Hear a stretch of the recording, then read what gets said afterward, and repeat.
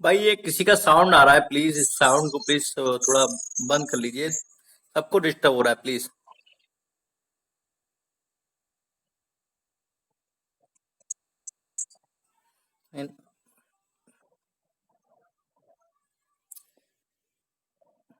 बिल्कुल हटा रहा है अभी इनको।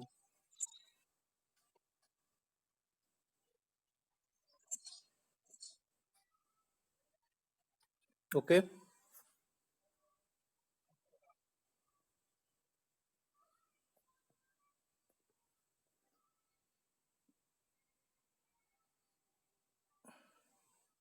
देखिए प्लीज, जिसका भी नाम नहीं है वो थोड़ा अपना नाम चैट के द्वारा बताए, जैसे जो भी अपना नाम नहीं डाले हैं प्लीज।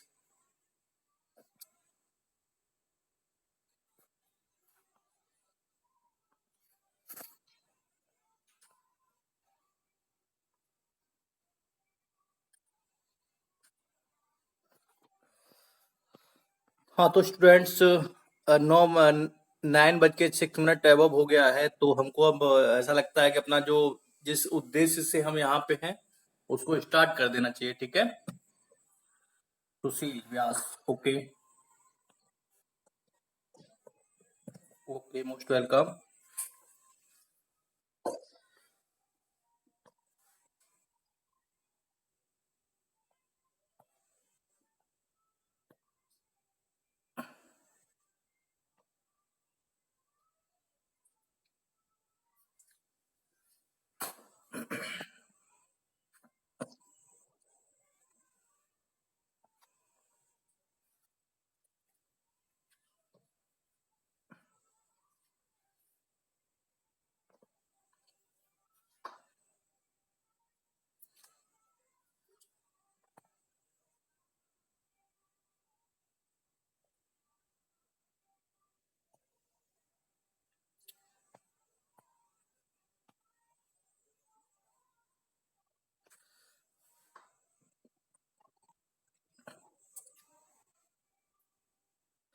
प्लीज जो भी देखिए, जो प्रॉपर ड्रेस में नहीं है, प्लीज जो प्रॉपर ड्रेस में नहीं है वो रिमूव हो जाइएगा। कोई भी अपना जो है वीडियो नहीं शेयर करिएगा, जो प्रॉपर ड्रेस में है वही प्लीज वीडियो अपना शेयर करिएगा, क्योंकि ये क्लास है, ये कोई तुम्हारा जो वो सिस्टम नहीं है। क्लास अगर आप ज्वाइन कर रहे हैं तो आपको एक सिस्टमेटिक वे में आना चाहिए, ठीक है। कुछ लोग हमको देख रहे हैं कि कुछ सो रहे हैं आराम से, वो केवल ट्राई कर रहे हैं कि क्या है क्या नहीं है, कोई जो है तमाशा चलेगा।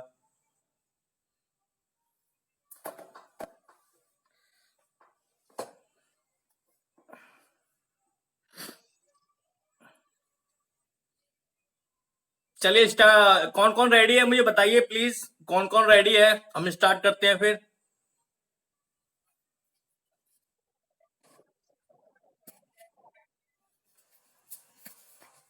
All is ready.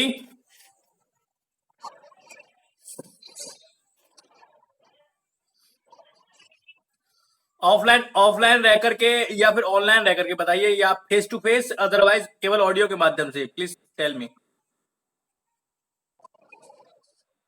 नहीं, सब स्टूडेंट को लगना चाहिए, किसी को कोई सिक्योरिटी का इश्यू नहीं होना चाहिए, सेफ्टी होना चाहिए, जरूरी है, ठीक है।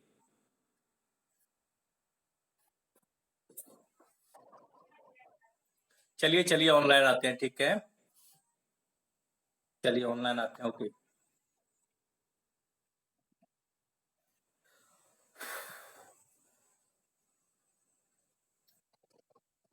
नमस्ते जी, नमस्ते। Most welcome all of you. जी हो, नमस्कार नमस्कार। अपना परिचय दे देता हूं, मैं डिस्ट्रिक्ट मथुरा का रहने वाला हूं, वैसे मेरा बर्थ प्लेस जो है डिस्ट्रिक्ट मथुरा है, ठीक है।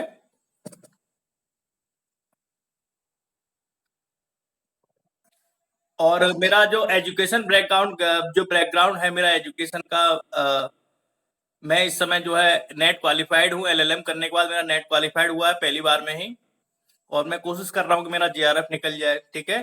बकायदा मैं जो है बकायदा मैं जो कोशिश ये अपना प्रैक्टिस भी कर रहा हूँ। लॉकडाउन चल रहा है इस समय, थोड़ा प्रैक्टिस में कमजोरी आ गई है। मैं यहाँ district court, Lucknow high court और इलाहाबाद हाई कोर्ट, यहाँ तीनों जगह पे प्रैक्टिस करता हूँ, ठीक है। मैं मैं क्रिमिनल का लॉयर हूँ।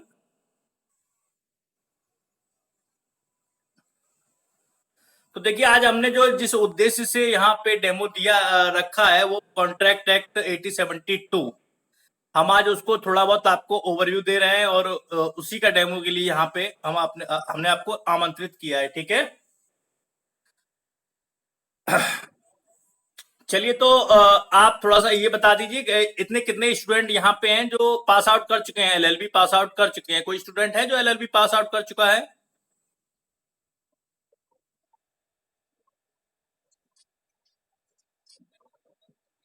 Okay okay, very good very good very good. और जो स्टूडेंट्स हैं वो बताइए जरा, कौन कौन स्टूडेंट्स हैं इस समय जो है जो एलएलबी का स्टडी कर रहे हैं?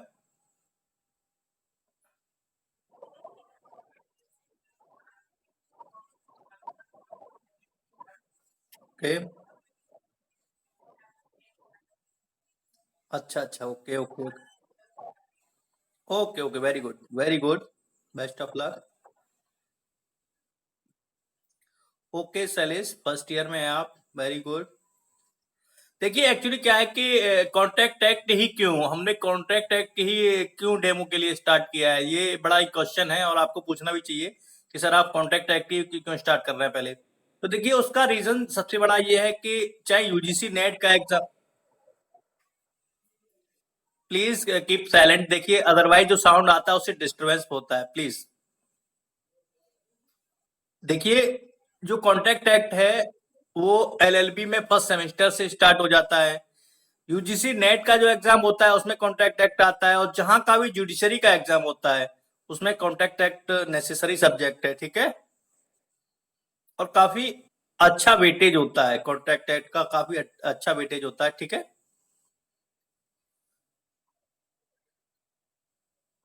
देखते हैं कितने लोग हैं इस समय पे, कितने लोग हैं इसमें। चलिए ठीक है, गुड।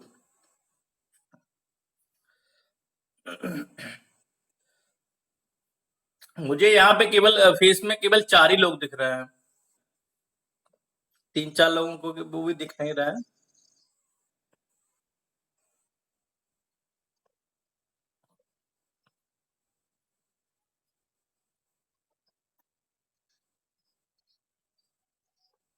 चलिए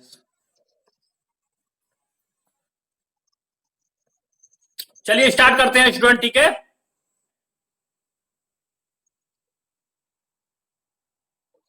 ओके, देखिए कॉन्ट्रैक्ट एक्ट 1872 संविदा अधिनियम, सबसे पहले तो यह है कि ये अधिनियम कब लेजिस्लेटिव ने बनाया, किस समय बनाया, और उसके कितने दिन बाद ये इम्प्लीमेंट हुआ, ठीक है। तो देखिए जो ये कॉन्ट्रैक्ट एक्ट है वो 25 अप्रैल 1872 को लेजिस्लेटिव ने, जहां पे हमारी लेजिस्लेटिव तो नहीं थी उस समय पे, यहाँ पे जो अंग्रेज थे उन्होंने इसको जो है अपने लेजिस्लेटिव में बनाया था, ठीक है। उसके बाद इसका इम्प्लीमेंटेशन कब हुआ, कोई बता सकता है इम्प्लीमेंटेशन कब हुआ?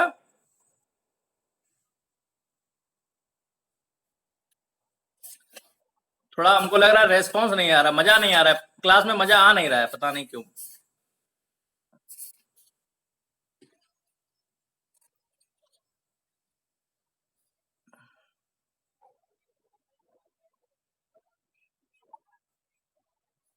Yes yes yes, of course. क्योंकि एक्चुअली क्या है कि लिमिटेड पर्सन नहीं है, काफी पर्सन है, और जो है केवल डेमो क्लास है, इसलिए थोड़ा डिस्टरबेंस हो रहा है। चलिए हम कंटिन्यू करते हैं, ठीक है।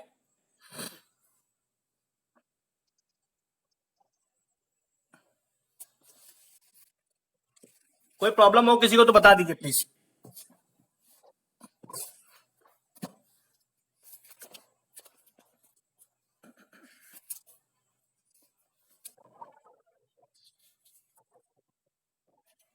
हम ये पूछ रहे थे कि इम्प्लीमेंटेशन कब हुआ, कब इम्प्लीमेंटेशन हुआ था?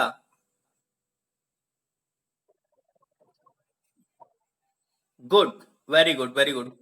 कितने कितने चैप्टर हैं, देखिए कितने चैप्टर हैं ये भी हमको जानना है कि जब इसको हमारी असेंबली में कॉन्स्टिट्यूट किया गया, बनाया गया, उसमें कितने चैप्टर थे? 11 चैप्टर थे, कितने थे? 11 चैप्टर थे।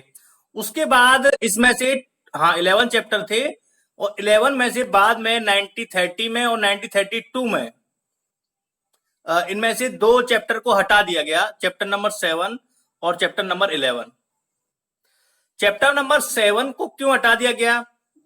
उसको जो है एक अलग नया एक्ट बना दिया गया है, chapter number 7 sales and good act, sales and good act 1930, ठीक है, उसको एक अलग एक्ट बना दिया गया। और 11 चैप्टर नंबर 11 को हटा करके पार्टनरशिप एक्ट 1932 बना दिया गया। तो इस समय इसमें से जब 2 11 थे, 2 हट के केवल अब 9 चैप्टर बचे हैं। कितने? 9 चैप्टर हैं ओनली, ठीक है। अब बात करते हैं कि देखिए, मैं आपको कुछ इसमें डिस्टर्ब नहीं होगा, मैं आपको दिखा देता हूं, 1 मिनट थोड़ा ध्यान रखिएगा।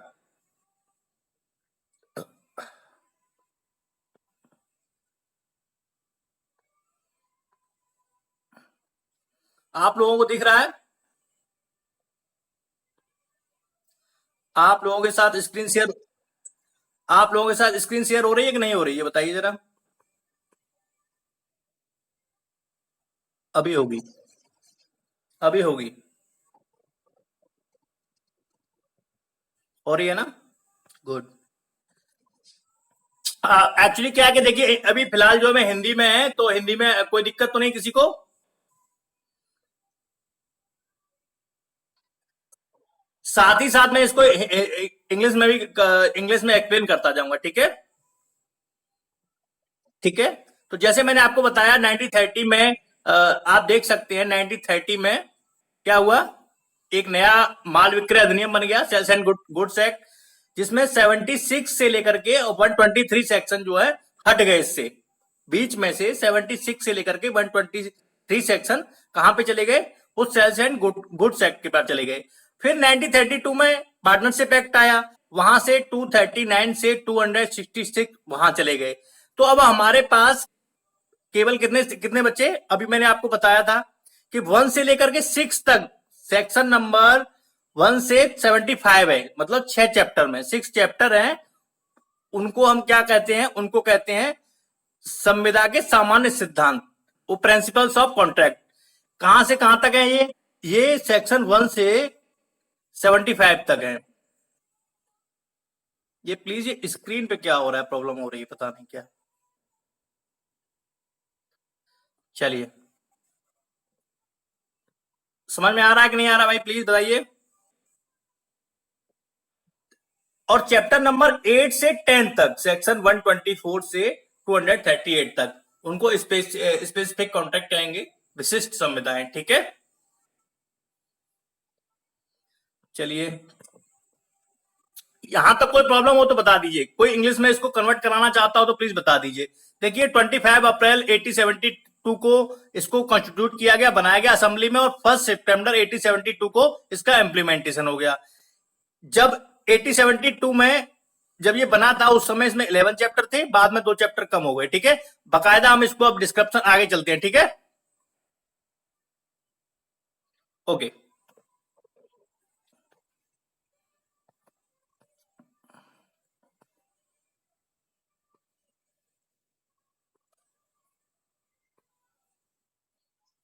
1 मिनट प्लीज वेट।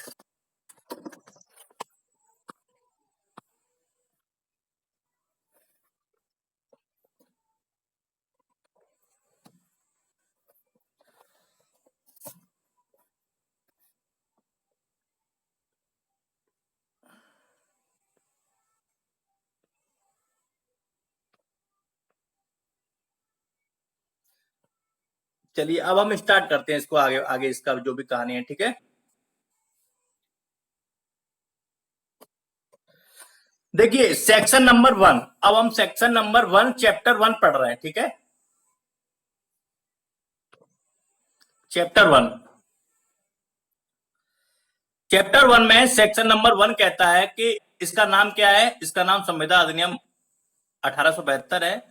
और ये कहां कहां लागू होगा? देखिए, अब तो ये ऑल इंडिया में लागू होगा, जब से जो हमारा जम्मू कश्मीर वाला जो रिस्ट्रिक्शन था वो खत्म हो गया है, ठीक है। अब ये ऑल इंडिया में लागू होगा, कोई प्रॉब्लम नहीं है। अब बात आती है सेक्शन 2 की। Section 2 is a very most important section of contract act, because इसके अधिकतर क्वेश्चन जो है पूछे जाते हैं। हर एग्जाम में पूछे जाते हैं, ठीक है। तो देखिए सेक्शन 2 क्या है, वो इंटरप्रिटेशन करता है, बताता है इसके अंदर जो चीजें मोस्ट इंपोर्टेंट है उनके बारे में बताता है कि ये क्या है, ठीक है। तो सेक्शन 2 के अंतर्गत कितने पार्ट हैं, देखिए section 2A, section 2A proposal की बात करता है, प्रस्तावना, जिसको हमारी बेयर एक्ट बोलती है प्रस्तावना हिंदी में, प्रपोजल इंग्लिश में बोलते हैं, और हम इसको अपनी भाषा में प्रस्ताव बोलेंगे, ठीक है। Okay.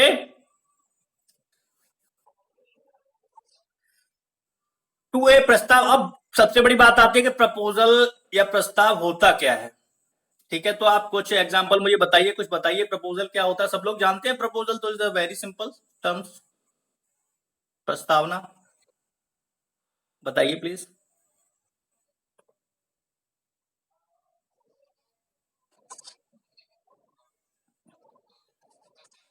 Hmm.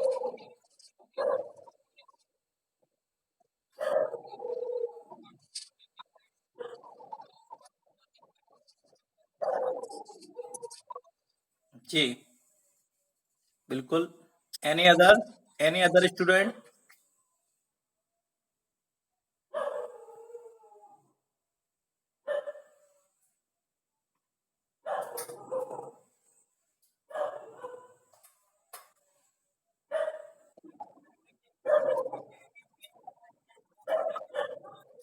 Good.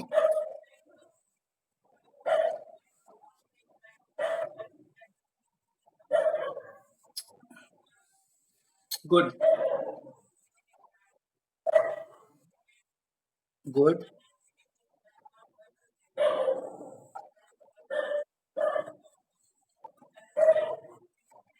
Good, very good.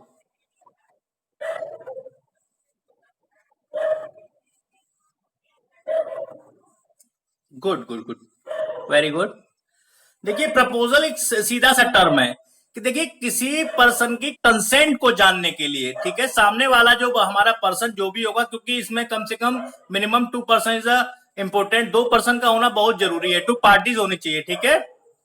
Consent of other person, हमको प्रपोजल क्यों करना पड़ता है, प्रस्ताव क्यों रखना पड़ता है, कि सामने वाली पार्टी का कंसेंट लेने के लिए उसका हमको कंसेंट चाहिए कि भाई हम ये आपको ऑफर कर रहे हैं, प्रपोजल दे रहे हैं, ये हमारा प्रपोजल है, आपकी क्या कंसेंट है इस पे, आप अपनी कंसेंट बताइए, ठीक है। अब इस पे ऑब्जेक्ट इसका लेकिन क्या होना चाहिए, इसका हमारा ऑब्जेक्ट लीगल रिलेशनशिप बनाने का होना चाहिए। हमको जब हम प्रपोजल कर रहे हैं तो हमारा ऑब्जेक्ट क्या है, लीगल रिलेशनशिप बनेगा। जैसे ही एक्सेप्टेंस हमारी होगी तो हमारा एक लीगल रिलेशनशिप बन जाएगा, जिसको हम विधिक संबंध स्थापित करने के लिए क्यों कर रहे हैं, हम एक विधिक संबंध स्थापित करने के लिए। लेकिन but it is not follow in India, ये इंडिया में फॉलो नहीं होता है इस तरीके से। लेकिन कुछ फॉरेन जो बात है, जो फॉरेन इंग्लैंड है, जहां से हमारा जो इंग्लिश विधि से, इंग्लिश लॉ से हमारा जो निकल के आया है सारा लॉ, तो वहां पे ये लागू होता है पूरी तरह से। लेकिन इंडिया में कुछ केसेस हैं उसके माध्यम से इसको यहाँ पे भी लागू किया गया है, कुछ ही केसेस हैं, लेकिन डायरेक्टली कहीं पे कॉन्ट्रैक्ट एक्ट में ये बताया नहीं गया है कि ये इस तरीके से विधिक संबंध स्थापित करेगा, ठीक है। देखिए इसमें एक मैकग्रेगर वर्सेस मैकग्रेगर का 88 का केस है। केस क्या है, देखिए दोनों मैंने नीचे लिख दिया, पति पत्नी का केस, दोनों केस पति पत्नी से ही रिलेटेड है, ठीक है। तो मैकग्रेगर वर्सेस मैकग्रेगर का केस क्या है, मैकग्रेगर वर्सेस मैकग्रेगर का केस ये है कि एक वाइफ हुआ अपने हस्बैंड के ऊपर एक फौजदारी का मुकदमा कर देती है क्रिमिनल एक्ट में जाके, और वो फिर जो हस्बैंड होता है वो प्रपोजल करता है अपनी वाइफ को कि भाई देखो ये मुकदमा वापस ले लो, और जो भी तुम उधार नहीं लोगी मुझसे, मतलब मेरे नाम पे कहीं से उधार नहीं लोगी, किसी भी चीज को मेरे नाम पे एक उधार नहीं लोगी, तो मैं अपना मुकदमा वापस ले सकता हूं। तो क्या हुआ कि ये केस पहुंचा इंग्लैंड के हायर कोर्ट में, तो वहां पे उन्होंने कहा कि हाँ बिल्कुल ये जो है इनका प्रपोजल बिल्कुल ठीक है, इनका प्रपोजल ठीक है। अब आपने जो एक्सेप्टेंस की कि हाँ मैं नहीं खरीदूंगी, तो आपका एक्सेप्टेंस जो है आपकी आपकी स्वीकृति, ये लीगल टर्म है, ये लीगल रिलेशनशिप बनाती है, यहां लीगल रिलेशनशिप क्रिएट हो जाता है, ठीक है। वाल्फर वर्सेस वाल्फर, वाल्फर वर्सेस वाल्फर का भी एक केस है। उसमें क्या होता है कि जब फॉरेन ट्रिप पे हस्बैंड और वाइफ दोनों जाते हैं, तो फॉरेन ट्रिप पे क्या होता है, वहां पे उनकी वो वाइफ जो है वो बीमार पड़ जाती है, तो फॉरेन ट्रिप पे ही वहीं उसको छोड़ना पड़ता है हस्बैंड को। और हस्बैंड उससे कहता है कि मैं आपको 30 पाउंड पर मंथ प्रोवाइड कराऊंगा आपके खर्चे के लिए। लेकिन क्या होता है, कुछ समय बाद वो नहीं प्रोवाइड कराता है, तो मामला कोर्ट में पहुंचता है। तो कोर्ट में क्या होता है, कोर्ट में ये डिसीजन होता है, इसमें जजमेंट जो आता है वो इस तरीके से आता है, वो कहता है कि भाई इसमें जो आपका विधिक संबंध स्थापित नहीं हुआ, इन्होंने कह तो दिया आपसे कि मैं आपको 30 पाउंड दूंगा, लेकिन इसमें कोई आपका लीगल रिलेशनशिप नहीं बना है, तो हम इसको एक्सेप्टेंस नहीं मानेंगे और ये आपका कॉन्ट्रैक्ट नहीं होगा। तो इस तरीके से इस जजमेंट में नेगेटिव जजमेंट भी है। और कोई क्वेश्चन तो इसमें कुछ पूछना चाहता हो कोई स्टूडेंट, बताइए।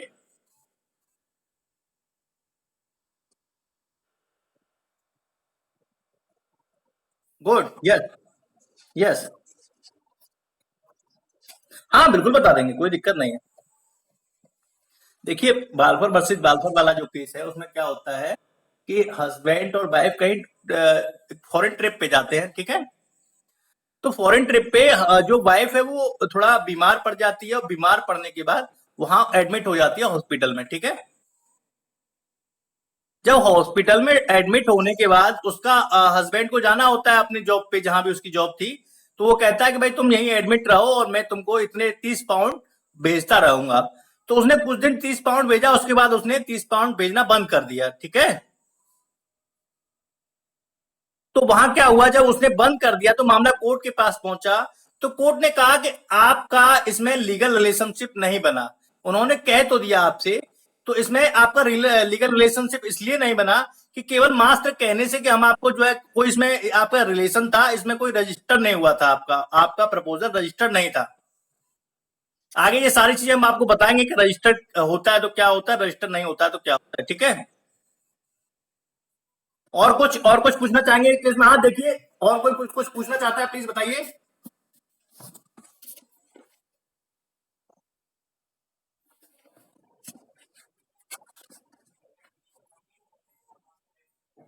Yes, I am coming in consultation में, आ रहा हूँ, कॉन्सल्टेशन पे ही आ रहा हूँ, ठीक है। इसमें कोई डाउट हो तो प्लीज बता दीजिएगा, ठीक है। इसमें कोई डाउट हो तो एक बार पूछ लीजिए। प्रपोजल और एक्सेप्टेंस में आपको कोई डाउट तो नहीं है? चलिए फिर आगे चलें। चलिए ठीक है। आपको मुझे लग रहा है कि शायद प्रपोजल और एक्सेप्टेंस के बारे में थोड़ा बहुत ठीक से समझ में आ गया होगा। हो सकता है पहले से आता हो आपको, हो सकता है पहले से आता हो, ऐसी ऐसी बात नहीं है कि बहुत से स्टूडेंट पहले से अच्छी तरह से तैयार करके रखते हैं। चलिए अब चलते हैं सेक्शन नंबर, अब ये आपका बी हो गया। सेक्शन 2 का बी क्या हो गया, आपका एक्सेप्टेंस हो गया। एक्सेप्टेंस में आपको भी दिखा रहा हूं, एक्सेप्टेंस प्रपोजल के बाद अब आपका एक्सेप्टेंस आता है। प्रपोजल हो गया, अब एक्सेप्टेंस के लिए क्या जरूरी है।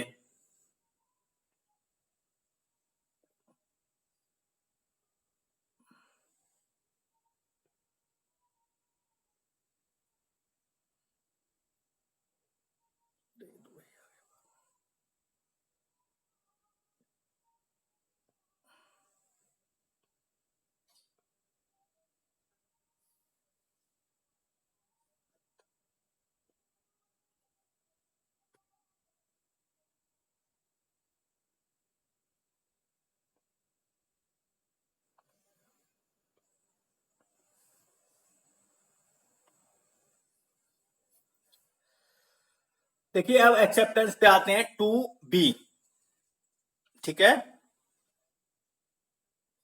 आप सुन पा रहे हैं मुझे? Accept, okay, acceptance. तो देखिए, जो एक्सेप्टेंस होती है, नॉट नेसेसरी इन रिटिन, तो ये आप जानते हैं कोई जरूरी नहीं है कि ये जो एक्सेप्टेंस है रिटिन में हो, ठीक है। ये एक्सप्रेस और इम्प्लाइड कैसे भी हो, एक्सप्रेस व्यक्त की जा सकती है या फिर इम्प्लाइड भी हो सकती है। केवल सर हिला के भी जो है हम एक्सेप्टेंस किसी चीज की कर सकते हैं, ठीक है। अब देखिए, एक केस है बागडन वर्सेस मेट्रोपॉलिटन रेलवे कंपनी 1877 का, ठीक है। उसमें क्या निष्कर्ष निकला था, निष्कर्ष ये निकला था कि कंसेंट को जो एक्सेप्टेंस कर रही है पार्टी, अब उस पार्टी की जो प्रपोजल करता है, जो जिसने प्रपोजल किया है वो पार्टी, उनके बिहेवियर को, उनके अगर बिहेवियर जो उनका जो बिहेवियर है दोनों पार्टियों का, अगर बिहेवियर में दोनों में कंसेंट हो गई है कि हाँ कंसेंट है, वो एग्री हैं कि अब उन्होंने जो प्रपोजल किया हम इसको एक्सेप्ट कर रहे हैं, ठीक है। तो अब क्या होगा इसमें, जब पार्टियों के बिहेवियर पे डिपेंड करता है, फिर कोई जरूरी नहीं है कि एक्सप्रेस हो या इम्प्लाइड हो, फिर कुछ बिहेवियर पे डिपेंड करता है। इस केस में ये बताया गया कि ये जरूरी नहीं है कि रिटिन हो। चलिए रिटिन तो कोई जरूरी नहीं होता है कि रिटिन हो, एक्सप्रेशन हो सकता है, अभिव्यक्त रूप से भी हो सकता है, इम्प्लाइड भी हो सकता है। केवल जो है इम्प्लाइड रूप से केवल आंखों के द्वारा उन्होंने कह दिया ठीक है भाई हम एग्री हैं, आप ये कोई भी चीज हमको बेच रहे हैं तो हम एग्री हैं इसको लेने के लिए, ठीक है। फिर उन्होंने ये इस केस में क्या कहा, इस केस में ये कहा कि भाई कोई जरूरी नहीं है कि एक्सप्रेस और उसके द्वारा ही आपका जो है एक एक्सेप्टेंस हो जाएगी और आपका एक प्रॉमिस हो जाएगा, इज नॉट पॉसिबल। उन्होंने कहा कि पार्टी का बिहेवियर भी इसमें देखा जाएगा कि पॉजिटिव बिहेवियर है कि नहीं है, क्या वास्तव में लीगल रिलेशनशिप ये स्थापित करना चाहते हैं। ऐसा तो नहीं है कि कहीं दबाव में आकर के जो हम आगे पढ़ेंगे सेक्शन 50, 60, 70 उसमें बताया गया, कहीं ऐसा तो नहीं है कि जबरदस्ती से प्रपीड़न द्वारा, उत्पीड़न द्वारा इनसे जो है कंसेंट ले ली गई हो।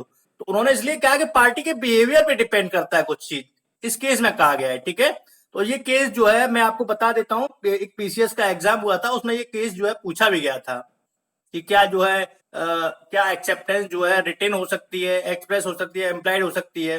तो इस तरीके से ये केस उसमें बहुत इंपॉर्टेंट है केस फ्लो में, ठीक है। अब पूछिए कोई क्वेश्चन हुआ आपका एक्सेप्टेंस के ऊपर तो पूछ सकते हैं आप।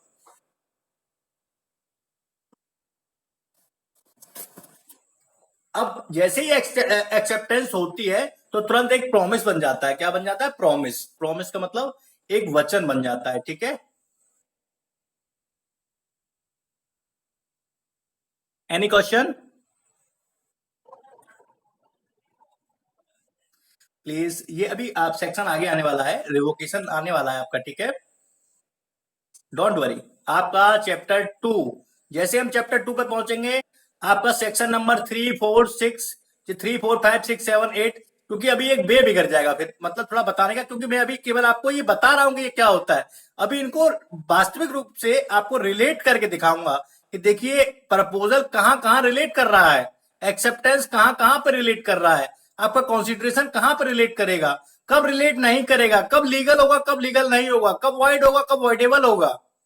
ये सारी चीजें मैं आपको केवल अभी तो इसको एक नॉर्मल वे में आपको बता रहा हूं, केवल इसको छोटी सी डेफिनेशन देके केवल आपको एक इस तरीके से समझा रहा हूं कि अगर डायरेक्ट कोई क्वेश्चन आ जाए कि 2B क्या है तो आप उसको बता सकें, 2A क्या है, 2C क्या है। तो केवल इसलिए मैं आपको थोड़ा इसको समझा रहा हूं कि आगे आपको प्रॉब्लम नहीं होगी।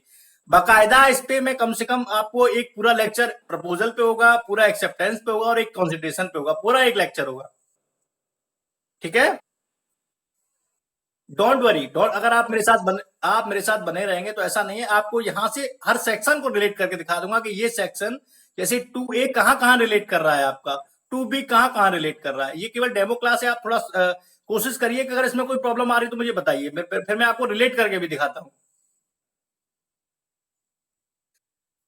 अब देखिए आपका एक्सेप्टेंस हो गया, कोई दिक्कत तो नहीं है एक्सेप्टेंस में या प्रपोजल में, कोई दिक्कत हो तो बताइए। जैसे ही एक्सेप्टेंस होती है, यस,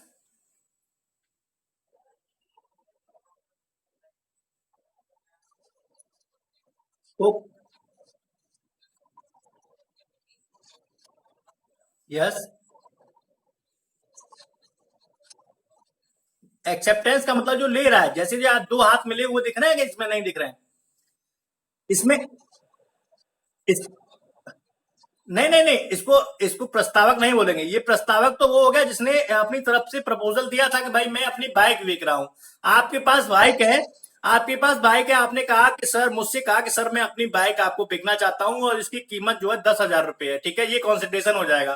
जो 10,000 की आप बात कर रहे हैं वो कॉन्सिडरेशन हो जाएगा, लेकिन इसमें आगे क्या बात प्रॉब्लम है, जो आप बाइक बेच रहे हैं वो लीगली होनी चाहिए, इलीगल नहीं होनी चाहिए, ठीक है। अगर इलीगल इलीगल है और आपने बेच दिया है तो बाद में जो आपका कॉन्ट्रैक्ट हुआ है वो वॉइड हो जाएगा। ठीक है। अब मैं आपको आगे बताऊंगा कि वॉइड कब होता है और वॉइडेबल कब होता है। मैं आपको ये भी बताऊंगा कि कॉन्ट्रैक्ट वॉइड कब होता है, वॉइडेबल कब होता है। ठीक है। अब चलते हैं सेक्शन सी के पास, टू का सेक्शन सी। जो खंड, जो निर्वचन खंड है, जो इंटरप्रिटेशन क्लॉज है सेक्शन नंबर 2, उसका सी क्या कहता है। जो अभी आपने क्वेश्चन पूछा, जो आप क्वेश्चन पूछ रहे थे कि सर जो करने वाला होता है उसको क्या कहते हैं और जो लेने वाला होता है उसको क्या कहते हैं। ठीक है। देखिए हिंदी में वचनकर्ता, वो वचनकर्ता होता है, वचनदाता होता है। ठीक है। प्रोमिसी, प्रोमिसर और प्रोमिसी। ठीक है। सेक्शन सी इसी बात को कहता है। सेक्शन जो सी है इसका 2C, वो इसी यही बताता है कि जो कर रहा था वो तो प्रोमिसर था और वो प्रोमिसी है, वो वचन करता है, वो वचनदाता है। ठीक है। वचनदाता, वचन ग्रहीता, आप इसको ऐसे समझ लीजिए। वो वचनदाता वो वचन दे रहा है कि भाई मैं बेच रहा हूं, वो वचन को आपको ग्रहण कर रहा है, स्वीकार कर रहा है। ठीक है। तो वचन दाता और वचन ग्रहीता की जो डेफिनेशन है वो 2C में दी गई है। ठीक है। समझ, आप तो आपको समझ में आ गया होगा कि प्रपोजल कौन कर रहा है और एक्सेप्टेंस कौन कर रहा है।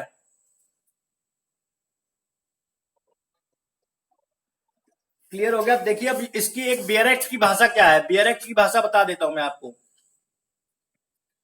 देखिए बियरेक्ट की भाषा में एक्सेप्टेंस को प्रतिग्रहित की, प्रतिग्रहण कहते हैं। क्या कहते हैं? प्रतिग्रहण कहते हैं। प्रतिग्रहित हुई कही जाती है, प्रतिग्रहित। ठीक है। इंग्लिश की बात, हिंदी की बात कर रहा हूं मैं आपसे।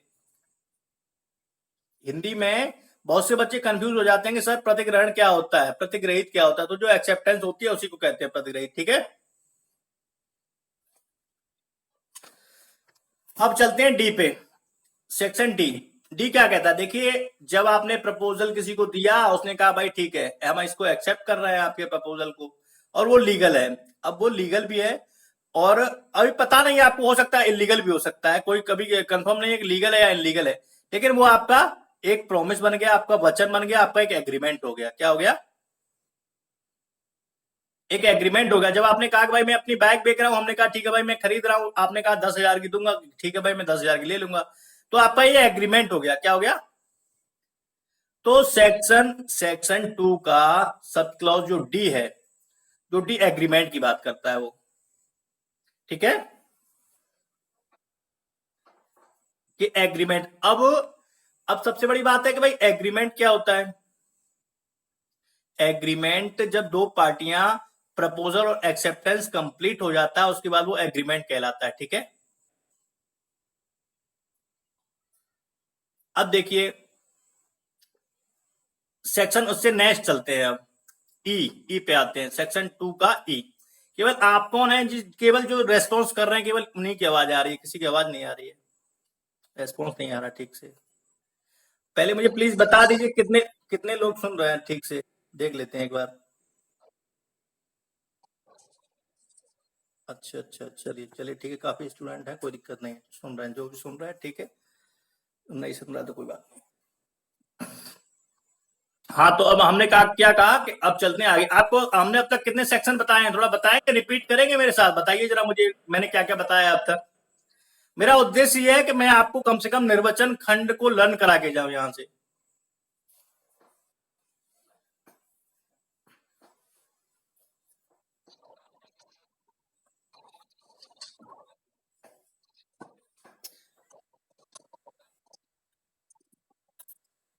जी जी।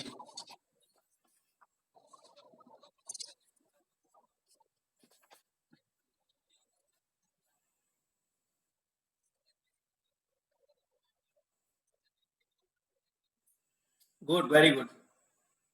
तो यहां तक तो आपको कोई दिक्कत नहीं है ना। अब चलते हैं आगे।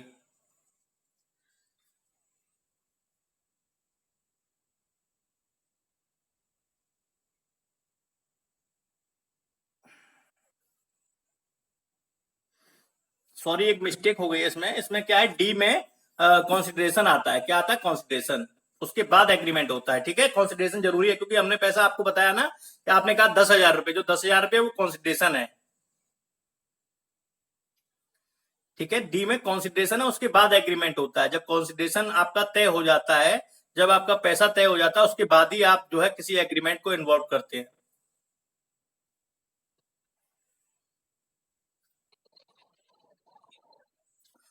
जी जी, ये टू ई में आएगा, एग्रीमेंट टू ई में आएगा, टू डी में कंसिडरेशन आ जाएगा, क्योंकि कंसिडरेशन पहले कंप्लीट होगा, उसके बाद एग्रीमेंट होगा। क्योंकि एक प्रोसेस है ना, एक वे है, तो ये चेन है, ये एक तरह से चेन है, एक चेन बना लीजिए कि पहले प्रपोजल आया, फिर एक्सेप्टेंस हुई। प्रपोजल और एक्सेप्टेंस कौन कर रहे हैं? प्रपोजल जो प्रोमिसर है और जो प्रोमिसी है वो कर रहे हैं तीसरे में। सी डी में क्या है कि उन्होंने भाई पैसा मांगा, उन्होंने कहा 10,000, तो उन्होंने 10,000 रुपए दे दिया उनको, तो यहां तक तो डी कंप्लीट हो गया। ठीक है, डी के बाद फिर क्या हो गया, जब पैसा देने के बाद ये बन गया एग्रीमेंट।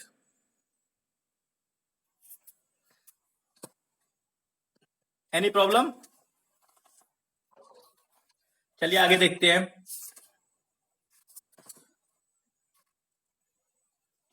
अब देखिए, इससे नेक्स्ट जो सेक्शन है वो कहता है आपको रेसिप्रोकल प्रॉमिस के बारे में बात करता है, व्यतिकारी वचन। अब व्यतिकारी वचन क्या होता है, कोई बता सकता है रेसिप्रोकल प्रॉमिस किसको कहते हैं? जो मैडम कुछ बताना चाह रही थी।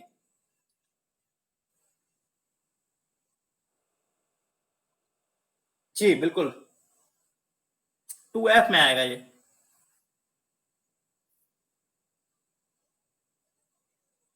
इसको कहते हैं रेसिप्रोकल प्रॉमिस। ठीक है,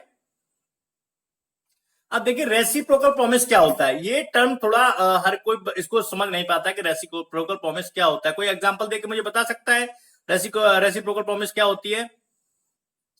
एनीवन? देखिए रेसिप्रोकल प्रॉमिस वो होती है, जैसे सपोज दैट कि आपको जैसे आपके पैसे कहीं पे या पर्स आपका कहीं गिर गया, ठीक है, पर्स गिरने के बाद क्या हुआ कि आपको किसी ने पर्स लाके दिया, आपने उसने आपको पर्स दे दिया, आपके पर्स में थे 10,000 रुपए। अब उसने उसने आपने कहा उससे भाई तुमने ईमानदारी का काम किया है, लेकिन मैं तुम्हें 1,000 रुपए जरूर दूंगा, अवश्य दूंगा, 1,000 आपको दूंगा। तो ये आपका रेसिप्रोकल प्रॉमिस हो गई, ये है रेसिप्रोकल प्रॉमिस। क्योंकि इसमें क्या हुआ, इसमें आपने उससे प्रपोजल तो नहीं दिया था ना, इसमें एक्सेप्टेंस हुई है, लेकिन इसमें क्या क्या हुआ है, ये भी एक प्रॉमिस है, ये भी एक एग्रीमेंट है। क्योंकि उसने आपको लाके दिया, आपने कहा है कि हाँ मैं आपको दूंगा। अब ये अगर उसने जैसे कह दिया कि मैं आपको 1,000 दूंगा, चाहे वो अब दे रहा है या नहीं दे रहा बात अलग है, अगर उसने कह दिया कि मैं आपको 1,000 दूंगा, तो इसमें क्या हो गया, ये रेसिप्रोकल प्रॉमिस हो गया।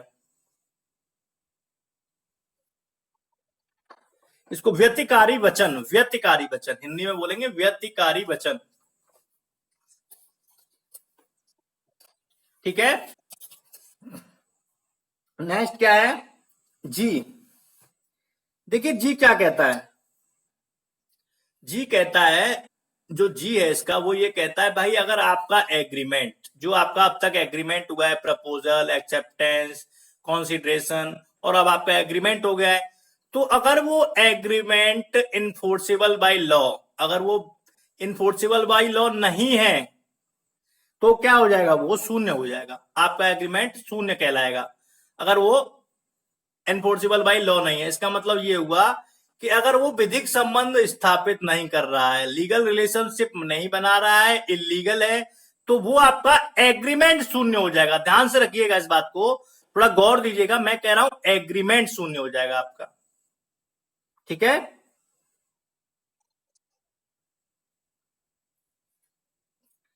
कहां तक पहुंचे?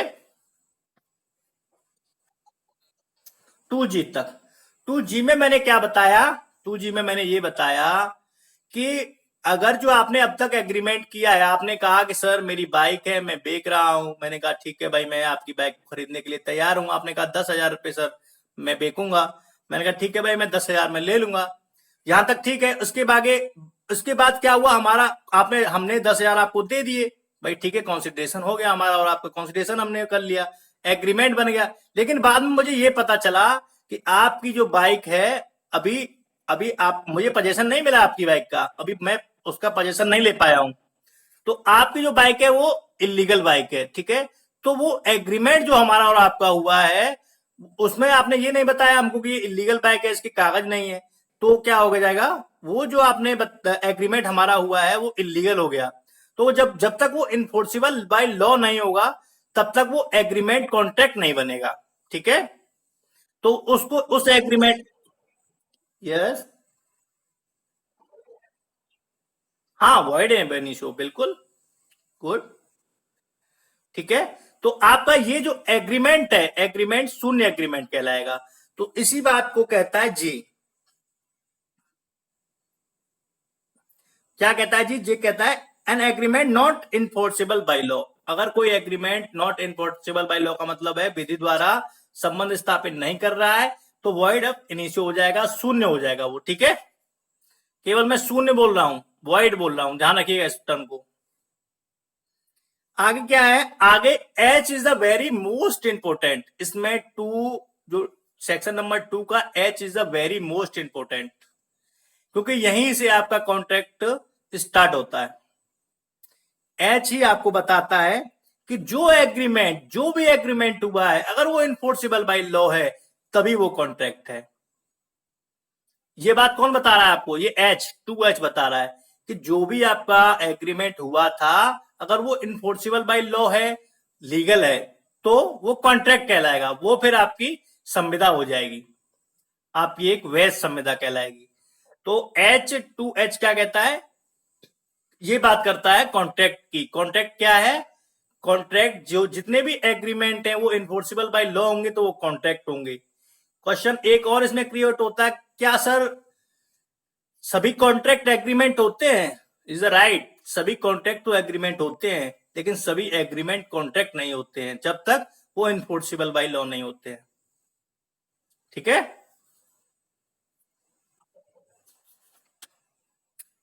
एच तक कोई प्रॉब्लम नहीं, आपको कोई प्रॉब्लम? यस,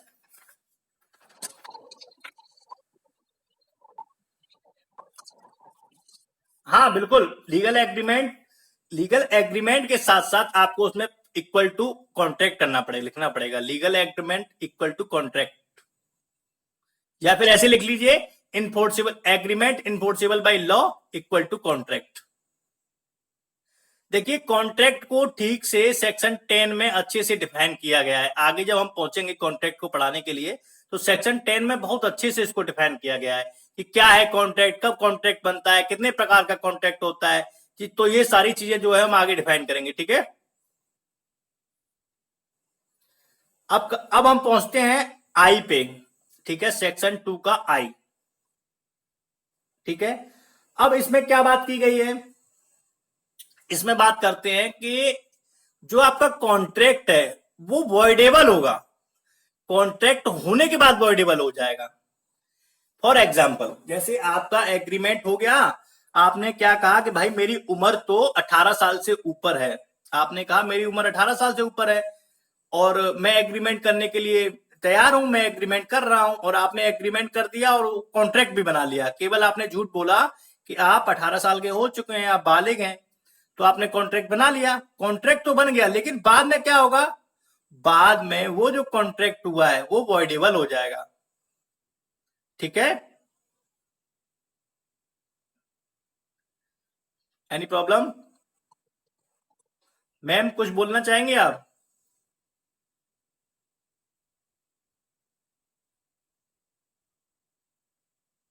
तो कहने का मतलब मेरा क्या है कि जो जो आई है, 2 का जो आई है वो वॉइडेबल कॉन्ट्रैक्ट की बात करता है। किसकी बात करता है? शून्य करणीय संविदा, शून्य करणीय संविदा की बात करता है। ठीक है, अब इसमें लास्ट बचा है जे, वॉइड कॉन्ट्रैक्ट। वेरी गुड, तो लास्ट में है वो केवल वॉइड कॉन्ट्रैक्ट होता है। वॉइड का मतलब शून्य संविदा हो जाता है। शून्य संविदा कब होगी और शून्य करणीय संविदा कब होगी, ये दोनों में डिफरेंस मैं आपको बताऊंगा। ठीक है, जब हम सेक्शन चैप्टर नंबर 2 पढ़ेंगे इसका, तो 2 में ये सारी चीजें मैं क्लियर करा दूंगा कि वॉइड और वॉइडेबल कॉन्ट्रैक्ट में क्या डिफरेंस है, कब वॉइड होगा और कब वॉइडेबल होगा। ठीक है, तो देखिए अब तक आपने जे तक पढ़ा, एक निर्वचन खंड आपका समाप्त हो चुका है। निर्वचन खंड में जे तक ही सेक्शन है इसके।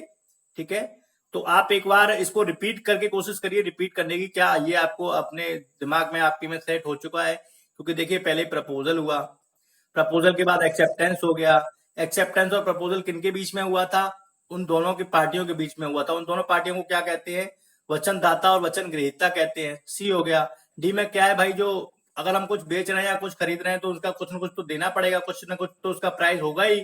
अगर प्राइस नहीं है तो फिर वो वाइडेबल हो जाएगा, वॉइड हो जाएगा, वो वॉइड कॉन्ट्रैक्ट हो जाएगा अगर प्राइस ही नहीं है तो। लेकिन हाँ, एक इसमें अपवाद है कि अगर आप अपने किसी रिलेटिव को या अपनी इच्छा से कोई दान करना चाहते हैं, जब अगर वो आप रजिस्टर करके उसको दान कर रहे हैं आपको, लेकिन रजिस्टर करना बहुत जरूरी है।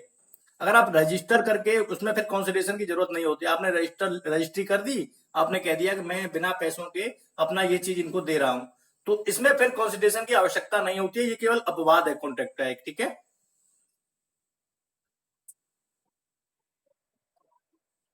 यस, बिल्कुल, no consideration no contract, but is exception. Exception क्या है?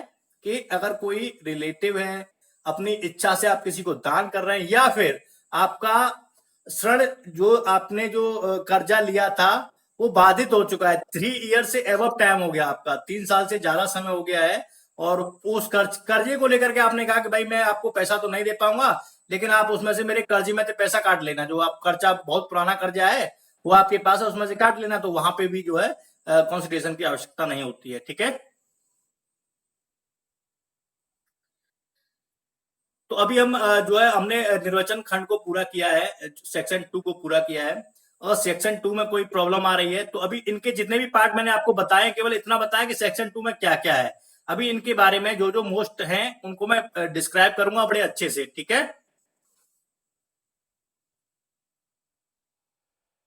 हाँ, बोलिए बोलिए। क्या हुआ? क्या कह रहे हैं आप?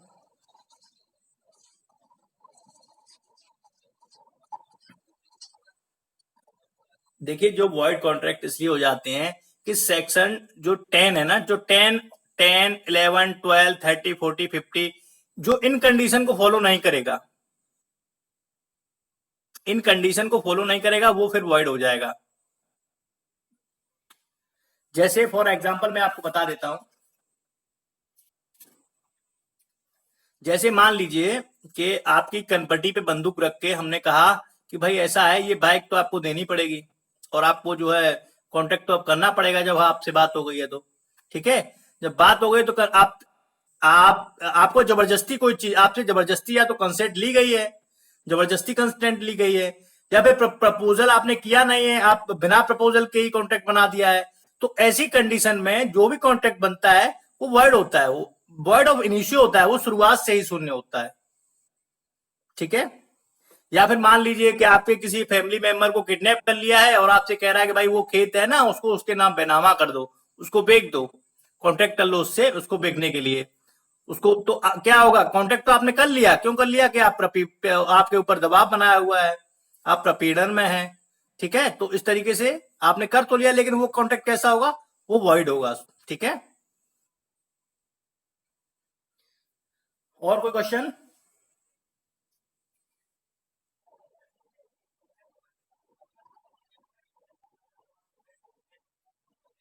हाँ, दो बिल्कुल बिल्कुल बिल्कुल राइट।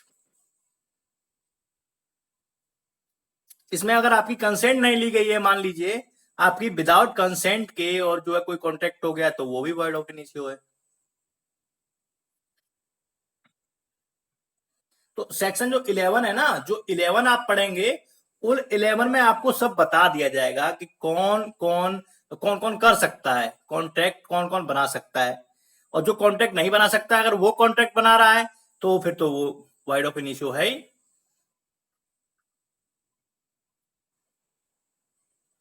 ठीक है। अब यहां तक कोई दिक्कत तो नहीं है आपको? चलिए, तो आपके लिए केवल 4 क्वेश्चन है, और 4 क्वेश्चन का आप लोग आंसर आराम से दे देंगे, मुझे लग रहा है। ज्यादा क्वेश्चन नहीं लेके आया हूं आज, केवल 4 ही क्वेश्चन लेके आया हूं। मुझे लग रहा है कि आप 4 क्वेश्चन का तो आराम से आंसर दे ही सकते हैं।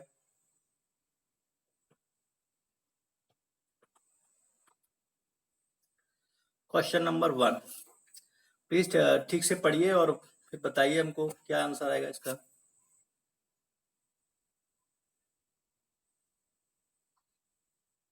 भारतीय संविदा अधिनियम 1872 में निर्वचन खंड का प्रावधान किया गया है। कहां पे है निर्वचन खंड? अभी तो बता रहे थे हम आपको। जी, निर्वचन खंड की बात कर रहे हैं आपको। Interpretation clause, ABCDEFGHIJ।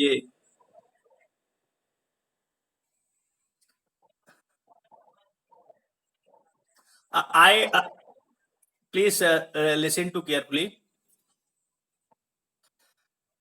Interpretation clause जो है वो कौन से सेक्शन में आता है? इंटरप्रिटेशन क्लॉज ये पूछ रहा है।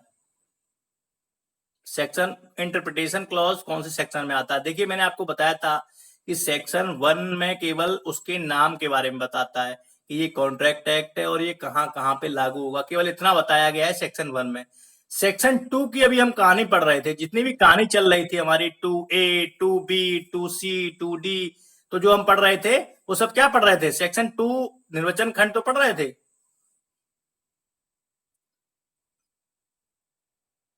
हाँ, सेक्शन 2। यस, ठीक है ना। क्वेश्चन नंबर 2 देखिए। अभी मैं आपको इसको बता चुका हूं कि कॉन्ट्रैक्ट एक्ट जो है कब से इंप्लीमेंट हुआ। इंप्लीमेंट की बात बताइएगा, इंप्लीमेंट।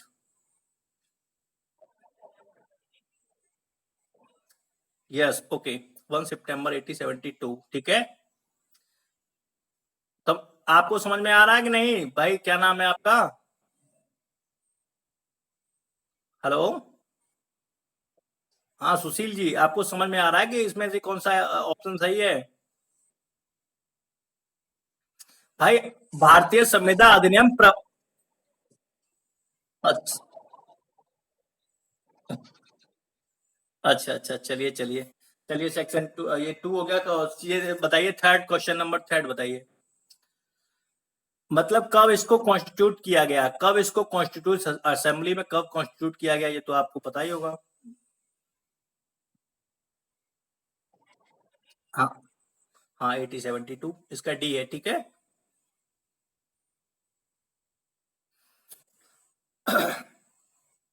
लास्ट और है, इसको और देख लीजिए बस। इसमें कह रहा है कि डेफिनेशन ऑफ 2A। 2A में क्या था? प्रपोजल था, प्रस्तावना थी। तो ये पूछ रहा है कि प्रपोजल क्या है। अब आप थोड़ा सा दिमाग लगाइए और इसमें से देखिए कि प्रपोजल क्या है, क्योंकि करते हैं प्रपोजल। प्रपोजल की डेफिनेशन इसमें से आपको बतानी है, कहां पे है प्रपोजल की डेफिनेशन।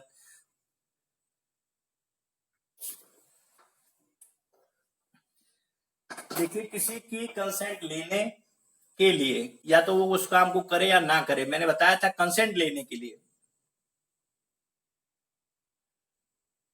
यस, रजामंदी। तो बताइए इसमें से कौन सा ठीक होगा?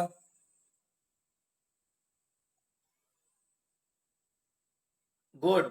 शिप्रा जी, वेरी गुड। शिप्रा जी, आपका आंसर बिल्कुल ठीक है। हाँ, बिल्कुल ठीक है, क्योंकि ग में कह रहा है ना, किसी बात को करने या करने की प्रवृत्ति रहने की अपनी रजामंदी, रजामंदी की बात कर रहा है। जहां रजामंदी एक शब्द आ रहा है ना, संज्ञापित करने के लिए, अन्य से दृष्टि संज्ञापित करता है। तो दूसरे से इस बात के लिए, कंसेंट के लिए वो कहता है कि भाई तुम इस पे कंसेंट दे रहे हो कि नहीं दे रहे हो, रजामंदी दे रहे हो, मैं ये काम कर रहा हूं, या फिर तुमसे मना कर रहा हूं कि भाई ये काम मत करना, इसको तुम नहीं करोगे, कंसेंट करो इस बात को। वो कहता है हाँ भाई मैं नहीं करूंगा इस काम को, तो नहीं करूंगा। तो ये आपका प्रपोजल उसने किया कि भाई नहीं करोगे काम को, उसने कहा सर हाँ नहीं करूंगा। तो उसका मतलब ये भी, उसने कहा अगर तुम ये काम नहीं करोगे तब मैं तुमको इतना पैसा दूंगा, तो ये कॉन्सिडरेशन हो गया, तो ये भी कॉन्ट्रैक्ट हो जाएगा। तो इसमें दोनों चीजें होती है। प्रपोजल करने के लिए जो कंसेंट होती है वो दोनों तरह से होती है भाई, कि इस काम को करना या फिर तुम नहीं करना, ठीक है। जो चार आपको मैंने क्वेश्चन दिए वो आपको समझ में आए कि नहीं आए? देखिए, केवल सेक्शन 1 और 2 से अप्रोक्सीमेट 50 क्वेश्चन है, 50 क्वेश्चन अभी, ठीक है। 50 क्वेश्चन, अब आप जब आप एक दिन में, ओके सिप्रा, वेलकम। जब 50 क्वेश्चन आप एक दिन में लगाएंगे, जब पढ़ने के बाद, देखिए जैसे ही मैंने आपको 2 या 4 सेक्शन पढ़ाऊंगा, उसके बाद मैं आपको ऑब्जेक्टिव कराऊंगा। जब मैं आपको ऑब्जेक्टिव कराऊंगा साथ साथ, तो अगर आपका जैसे ही चैप्टर खत्म होगा, उसके बाद मैं, आप जो मेंस में एग्जाम आता है, जो पीसीएस के मेंस में एग्जाम आता है, उसका एक क्वेश्चन दूंगा करने के लिए खुद से पहले। फिर आपका क्वेश्चन मैं खुद चेक करूंगा कि आप कितना ठीक लिख रहे हैं। फिर आपके जो राइट क्वेश्चन है उसको थोड़ा अपलोड कर दूंगा, तो आप उसको देख सकते हैं कि आपने कहां तक कितना ठीक लिखा है। ठीक है, तो जो पैटर्न रहने वाला है वो ये पैटर्न रहने वाला है। केवल मैं आपको अभी पैटर्न के बारे में ही बता रहा हूँ, क्योंकि डेमो क्लास है, कि हमारा यही पैटर्न रहेगा। तो हम आपको पहले क्वेश्चन जो है पढ़ाएंगे, फिर उसके जो है ऑब्जेक्टिव, और फिर मेंस का जो है जो भी मटेरियल हम मैथ्स का प्रोवाइड कराएंगे वो चैप्टर खत्म होने के बाद कराएंगे, पूरा चैप्टर खत्म होने के बाद। ठीक है,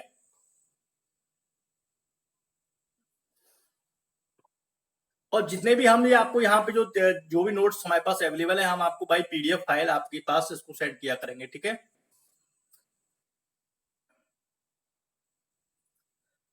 देखिए अभी काफी टाइम हो गया है, और हमारी 9 बजे क्लास स्टार्ट हुई थी, 10 बज के। तो अगर अगर किसी को कुछ क्वेश्चन पूछना है इसमें, कोई भी क्वेश्चन, एनीबडी, इससे रिलेटेड नहीं, आप कोई भी क्वेश्चन आप पूछ सकते हैं 5 मिनट। Yes, okay.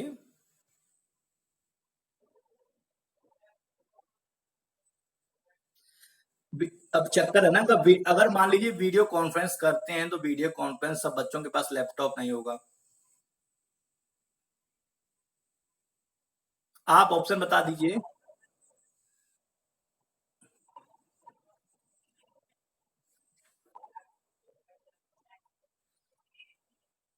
अगर कोई इससे बेटर ऐप है तो आप बता दीजिए। ठीक है,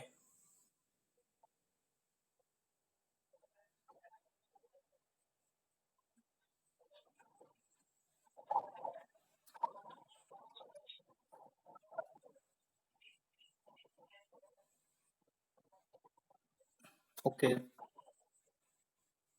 ओके। चलिए, ऐसी बात है, देखिए जितने भी जब हमारा बैच जब स्टार्ट होगा, तो जो बेटर ऐप होगा हम उसी के द्वारा जो स्टार्ट करेंगे। ठीक है,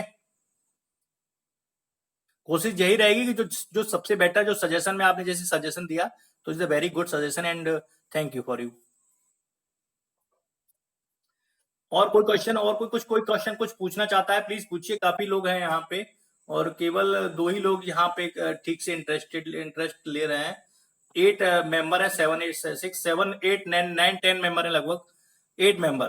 तो आप में से किसी ने कुछ नहीं पूछा है, केवल 2 ही लोग जिसमें इंटरेस्ट ले रहे हैं। भाई कुछ तो पूछ लीजिए, किसी को कुछ पूछना नहीं है क्या?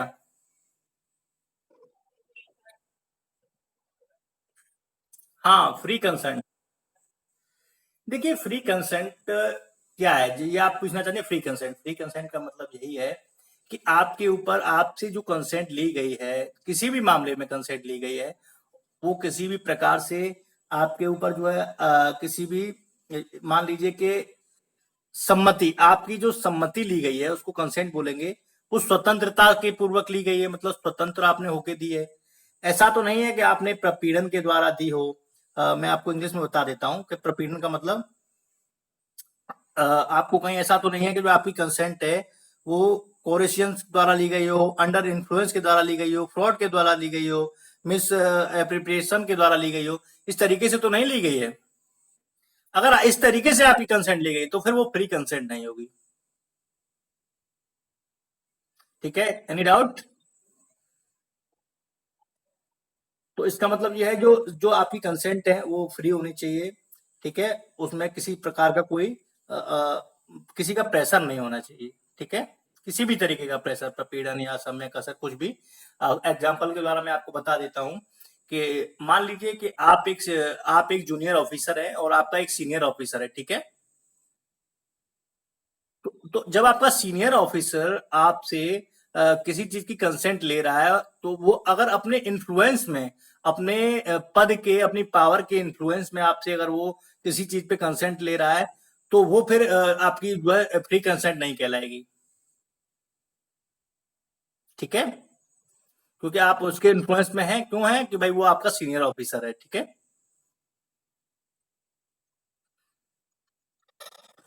चलिए स्टूडेंट्स, अगर आप में से कोई भी इंटरेस्टेड है कि प्रॉपर तरीके से क्लास हम चलाएं, तो आप प्लीज जो है मुझे कमेंट बॉक्स में बताइए, और प्रॉपर तरीके से हम क्लास चलाएंगे। केवल जो स्टूडेंट हमको बताएंगे कि हाँ वास्तव में वो इंटरेस्टेड हैं, क्योंकि देखिए मुझे भी मेहनत करने में थोड़ा अच्छा लगेगा, कि आप लोग अगर अच्छे से रेस्पॉन्स आएगा तो मैं भी अच्छी मेहनत करूंगा। ठीक है, तो देखिए ये तो जो है टीचिंग का एक रूल है, कि जब तक टीचर मेहनत नहीं करता है तब तक कुछ नहीं होता है। तो टीचर भी मेहनत कब करता है, तब उसको मोटिवेशन मिलता है सामने से।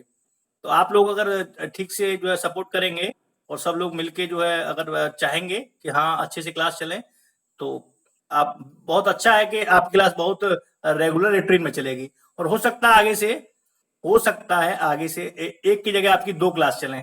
कॉन्स्टिट्यूशन ऑफ इंडिया और कॉन्ट्रैक्ट एक्ट हो सकता है 2 क्लासें हम आगे से चलाएंगे, लेकिन अभी मैं फिलहाल कमिटमेंट नहीं कर रहा हूँ। लेकिन इन फ्यूचर हो सकता है कि अगर मुझे टाइम मिला तो दो लेसन हम चलाया करेंगे एक दिन में। ठीक है जी, ओके जावेद राजपूत जी। तो please I request to you कि आप अपना जो डेमो के बाद आप क्लास ज्वाइन करेंगे तो हम आपको बता देंगे किस समय आप जब कहेंगे, जिस समय कहेंगे, लेकिन इवनिंग में आपकी क्लास होगी, क्योंकि मॉर्निंग में तो शायद मैं पूरा शेड्यूल नहीं है, लेकिन शाम के टाइम आपकी क्लास जरूर होगी। ठीक है, रही बात उसकी कि भाई फीस चार्ज वगैरह के बारे में कुछ कोई पूछना चाहता है तो पूछिए प्लीज। कोई क्वेश्चन है किसी का फीस के संबंध में?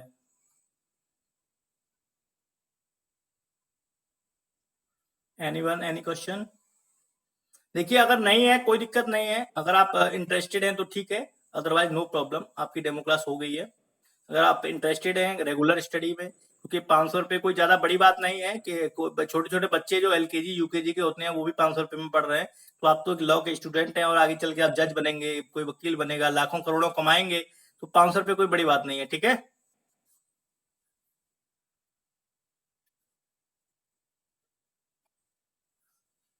और मान लीजिए जिसके पास 500 भी नहीं है तो मोस्ट वेलकम, हम उसको उसको ये नहीं कहेंगे कि आप ना पढ़िए, उसको भी पढ़ाएंगे, लेकिन बता दीजिए कि हाँ सर मेरे पास 500 नहीं है। ठीक है,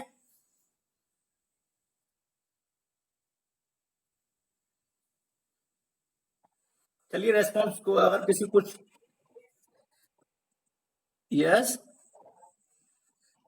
अरे कुछ चार्ज नहीं है, केवल 500 रुपये। अगर मान लीजिए 500 रुपये वन सब्जेक्ट का है, वन अगर जब मंथली मान लीजिए या सब्जेक्ट का मान लीजिए।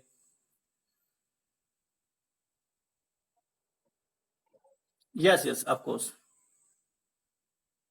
ठीक है, तो जो उसका वो है सिस्टम ये है कि मेरा उस पे शायद किसी के पास अगर नहीं है तो मेरा पेटीएम नंबर, पेटीएम पे फोन, गूगल पे नंबर है उस पे।